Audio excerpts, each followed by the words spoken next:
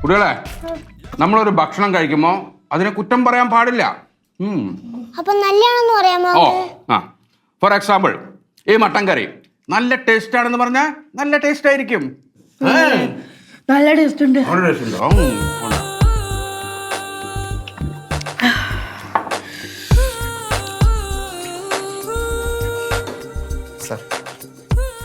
ഉത്തമ, എന്താ ഇന്ന് പോയില്ലേ? ക്ലിനിക്കിൽ പോയില്ലേ? സാർ, ശിവന്റെ കാര്യം ഞാൻ നോക്കിക്കോളാം. നമ്മൾ രണ്ടുപേരും പോവാതിരുന്ന എങ്ങനെയാ? അത് പറ്റില്ല. You have to go.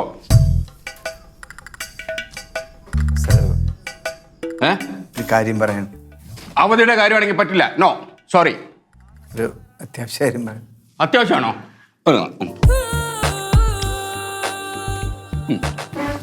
എങ്ങനെയുണ്ട് ഫുഡ്?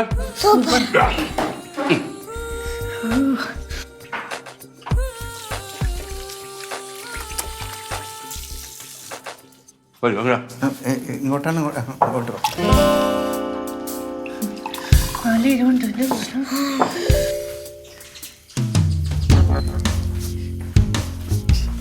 അതെ സാർ, ഈ ശിവന്റെ പ്രശ്നം പരിഹരിക്കാനായിട്ട് എൻ്റെ ഒരു ബ്രില്യൻ്റ് ഐഡിയ ഉണ്ട്. ബ്രില്യൻ്റ് ഐഡിയ തനിക്ക്?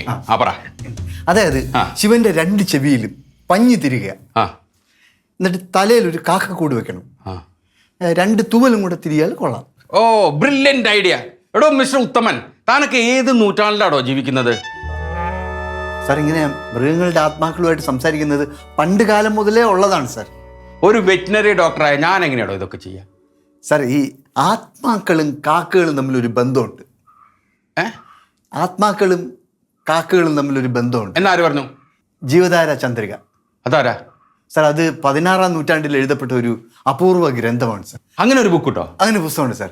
ബാംഗ്ലൂരിലെ പ്രാണേഷ് റെഡ്ഡിയുടെ സംഘടിപ്പിച്ചത്. ആ ബുക്ക് തരൂ, നോക്കട്ടെ. ബുക്ക് ഇപ്പം എൻ്റെ ഇല്ല സാർ. ഇങ്ങനെ വന്നാൽ ഇങ്ങനെ ചെയ്യണം എന്നുള്ള ഭാഗം അദ്ദേഹം എനിക്ക് ഫോട്ടോ എടുത്ത് വാട്സപ്പിൽ അയച്ചിരുന്നു സാർ. ഓഹോ, എന്തായാലും പ്രാണേഷ് റെഡ്ഡിയുടെ ഫോൺ നമ്പർ ഒന്ന് എനിക്ക് വേണം. ഇപ്പോൾ ഉത്തമൻ ഐഡിയ ഒക്കെ പറഞ്ഞു കഴിഞ്ഞല്ലോ, നീ എത്രയും പെട്ടെന്ന് ക്ലിനിക്കിലേക്ക് പോകാം. അല്ല സാർ, വേണ്ട, ശിവന്റെ കാര്യം ഞാൻ നോക്കിക്കോളാം. പറഞ്ഞല്ലോ, ഗോ ടു ദ ക്ലിനിക്. അല്ലാതെ പറ്റില്ല. പറഞ്ഞില്ലേ, നമ്മൾ രണ്ടുപേരും ഇല്ലാതെ പിന്നെ അവിടെ എങ്ങനെയാ കാര്യങ്ങൾ കുഴഞ്ഞു മറിഞ്ഞു പോയില്ലേ? Come on, go to the clinic. I told you പലവട്ടം. പിന്നെ അതിനെ പറഞ്ഞോണ്ട് നിൽക്കുന്നത് എന്താ? ഡോക്ടറെ, എനിക്കൊരു സംശയം. അല്ല, ഇതുകൊണ്ട് എന്തെങ്കിലും ഫലം ഉണ്ടാവോ? സംശയിക്കരുത്. മൃഗങ്ങളുടെ ആത്മാക്കളെ അകറ്റാൻ ഇത് മാത്രമാണ് പുരാണ ഗ്രന്ഥങ്ങളിൽ പറയുന്ന ഒരേ ഒരു പോംവഴി. അറിവ് അപാരം തന്നെ കേട്ടോ. മിസ്റ്റർ കുഞ്ഞുണ്ണി, താങ്കൾക്ക് എന്നെ പറ്റി നല്ലൊരു ധാരണ ഇല്ലാത്ത കാരണം ഇതുപോലൊക്കെ സംസാരിക്കുന്നത്. എന്റെ ജീവിതം തന്നെ റിസർച്ചിന് വേണ്ടി ഒഴിഞ്ഞു വെച്ചിരിക്കുകയല്ലേ? ഉത്തമൻ എപ്പോഴും പറയാറുണ്ട് സാറിന് ഈ മൃഗങ്ങളുടെ ഭാഷയൊക്കെ നന്നായിട്ട് അറിയാവുന്നത്. ഇതൊക്കെ എന്ത്? 1 മിനിറ്റ്. പഞ്ഞിയാ ചെവിയില്. ശിവൻ, ഞാൻ പറയുന്ന എന്തെങ്കിലും കേൾക്കാമോ? അല്ല, അവന്റെ ചെവി അടച്ചു വെച്ചിരിക്കില്ലേ, പിന്നെ എങ്ങനെ കേൾക്കുന്നേ? Very good. കേൾക്കുന്നില്ല. അയ്യോ ഡോക്ടർ, ഇത് കാക്കക്കൂടല്ലേ? അതെ. കാക്ക ഒന്ന് മുട്ടയിടൂലേ? അല്ല, പക്ഷികളിൽ ആത്മാക്കളെ ആവാഹിക്കാനും ചെറുക്കാനും കഴിയുന്നത് കാക്കകൾക്കാണ്. അതുകൊണ്ട് കാക്കക്കൂട് മസ്റ്റാണ്. ഡോക്ടർ ഗംഭീര കക്ഷിയാണ്. ഇനി 2 കാക്കത്തുവൽ കൂടി. ഇത് കണ്ട ആത്മാക്കൾ പറക്കും. ഇനി നമുക്ക് ശിവനെ കിഴക്കോട്ട് തിരിച്ചിരുത്തണം. കിഴക്കോട്ട്. ശിവൻ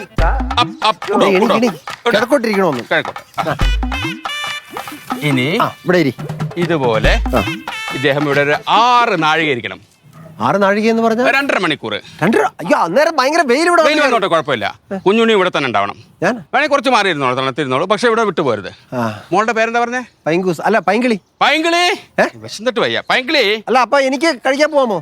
ഏരിയ വിട്ടുപോരുത്. പിടിച്ചിരുന്ന കേട്ടോ. 2.5 മണിക്കൂർ ഇരിക്കണമെന്നാ പറയണത്. 2.5 മണിക്കൂർ ഇവിടെ ഇരിക്കണമെന്നാ പറയണത്. ഓ, ഇവിടെ ഇരിക്കണം. നീ അനങ്ങാൻ പാടില്ല, ഇവിടെ ഇരിക്കണം.